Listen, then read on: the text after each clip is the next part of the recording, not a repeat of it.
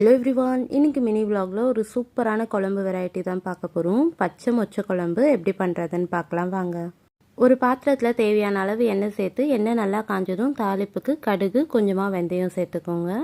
கருவேப்பிலை 2 வெங்காயம் பொடியாக கட் பண்ணி சேர்த்துக்கோங்க. வெங்காயம் நல்லா வதங்கி வந்ததும் 3 தக்காளி கட் பண்ணி சேர்த்துக்கோங்க. குழம்புக்கு தேவையான அளவு உப்பு சேர்த்துக்கலாம். தக்காளி நல்லா வதங்கினதும் நம்ம இப்போ பச்சை மொச்சை சேர்த்துக்கலாம். 2 பெரிய உருளைக்கிழங்கு தோல் சீவி கட் பண்ணி சேர்த்துக்கோங்க. நல்லா மிக்ஸ் பண்ணி விட்டு லெட் போட்டு க்ளோஸ் பண்ணிக்கோங்க. காய் நல்லா வெந்து வரட்டும். காய் நல்லா வெந்து வந்ததும் நம்ம மசாலா ஆட் பண்ணிக்கலாம்.